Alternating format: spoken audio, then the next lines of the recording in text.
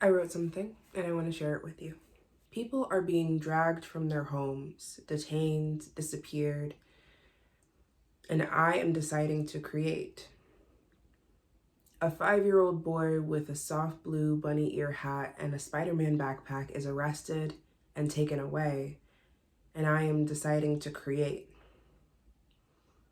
Protesters are being murdered by the federal government with impunity, and I am deciding to create.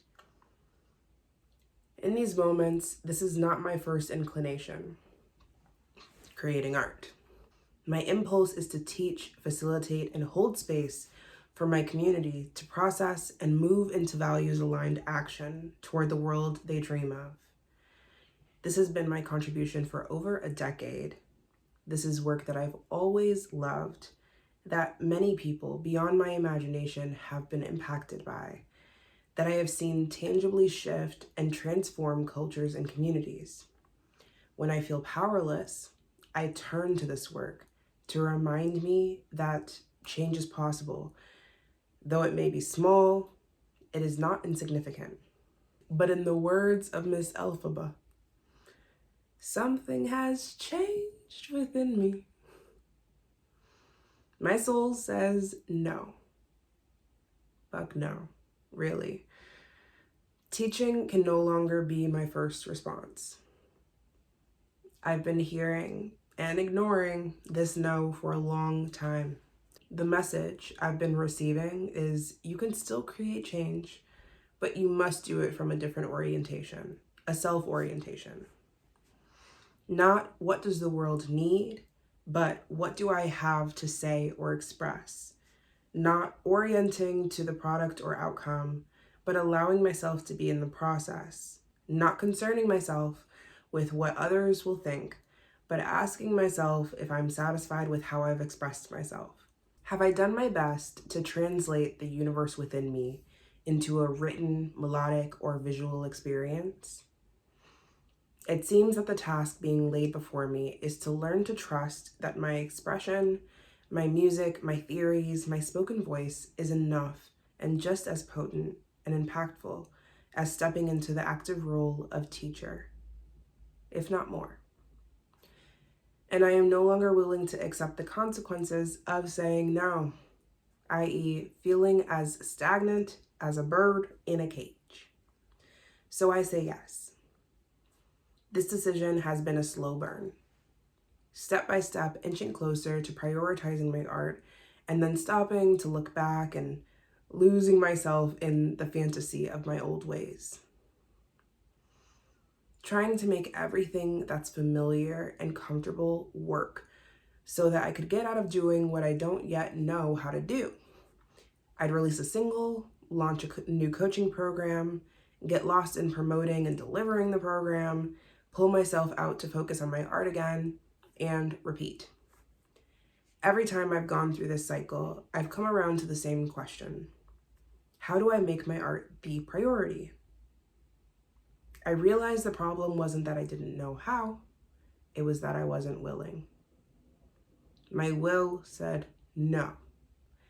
I didn't see the value in my voice beyond using it to teach, especially in the midst of my government funding genocide and kidnapping its own constituents.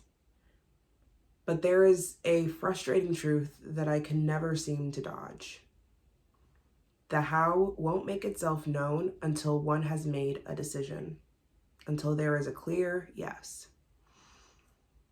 It's taken several mini yeses over the past 5 or 6 years for me to build up the courage to go for the big yes. A truly frustrating and exhausting process, but it's my process.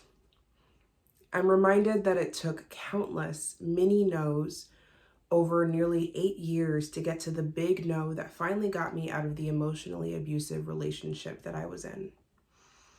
Saying yes to my artist self has almost been a mirror of that journey. It started with allowing myself to sign up for singing workshops and vocal coaching just for fun, not necessarily trying to do anything with it, just wanting to reconnect with the part of myself that would make up songs so easily as a child.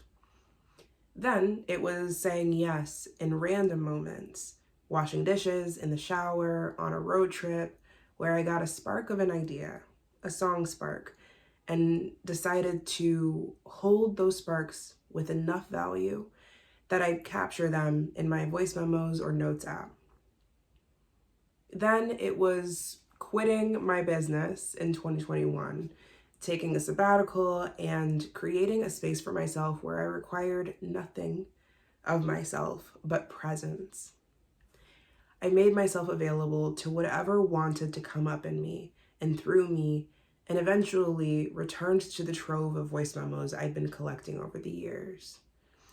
I blew, gently and tentatively, on one of those song sparks and realized I knew how to make fire.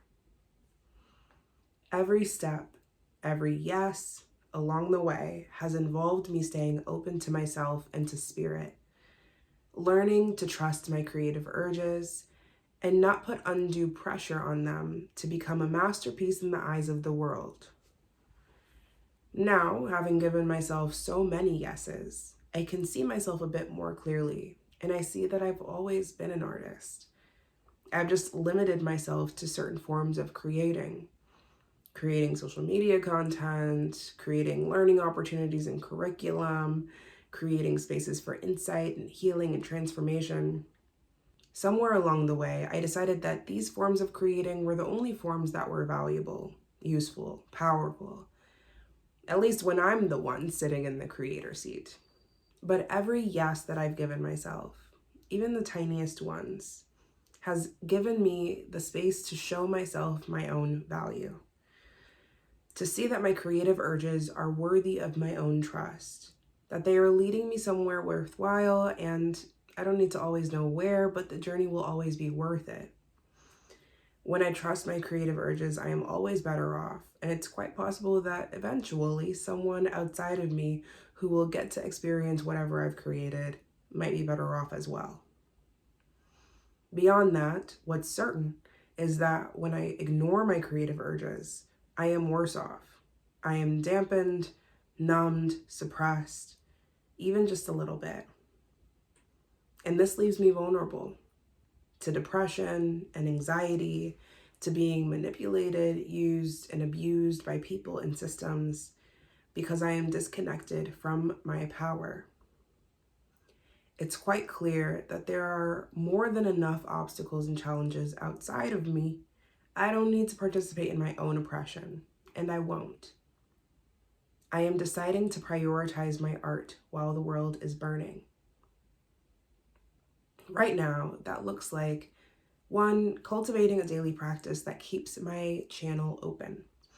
Lately, this has included writing morning pages. Sometimes it's voice journaling. Sometimes it's walking or working out first thing in the morning. 2, getting intentional and building discipline around how I engage online. Asking myself, am I consuming more than I'm creating? And when I go to share myself, asking, am I coming from teacher mode or whole human expressing mode? 3, devoting the first 3 months of this year, 2026, to artist development with Audio Angel in New York City. Putting myself in a container where I'm being challenged and supported to become the artist of my dreams. 4, creating New World Studio, space and support for realizing our dreams for ourselves and the world. Intentionally structuring this offering in a way that supports my art rather than pulls me away from it. And 5, making myself available to jobs and contracts that help me create more stability for myself so that I can continue to invest in my creative development. More than a decision, this is a commitment. In a world that feels like it's ending in a new way every day, that means I am consistently confronted with the option to stop creating. It means that I must again and again face the idea that art is frivolous when people are dying in the streets. Here is my rebuttal. Supremacy culture thrives on us being numb, lost, hopeless, and uninspired. Art can make us feel something. It can wake us the fuck up. It can galvanize entire people. Art can tell the truth and push boundaries and spark new possibilities and new ways of thinking and being. Art invites more creation. A government that is determined to suck the life out of this world for the sake of acquiring more money and power does not want us to know our creative power. For we might use that power to create something that makes our current systems obsolete. I create music because I want to feel and feel deeply, and I want to create something out of that feeling. And I want other people to feel and to create something out of that feeling. People are dying and being disappeared, yes. And when this happens, what do? We grieve, we fight back, we protest, we spread the word, we organize. And along the way, we must be sustained in food, in joy, in knowledge, in pleasure, in movement, in dancing, in singing, in community, in creating. Every song I write does not need to be an activist anthem in order for it to have impact. By virtue of me creating, I am inviting people to connect with themselves, with each other, with their power, whether my songs are about love or sex or state-sanctioned violence. Art is not frivolous, it is necessary. I appreciate when folks bring up that there's a reason artists are often the first to be attacked in the rise of fascism. We inspire, we evoke, we connect, we reflect, and this is a threat to any system rooted in domination and control. If there's anything I've learned from my own journey, it's that one cannot be wholly controlled and creative. Creativity begets freedom, so I must create.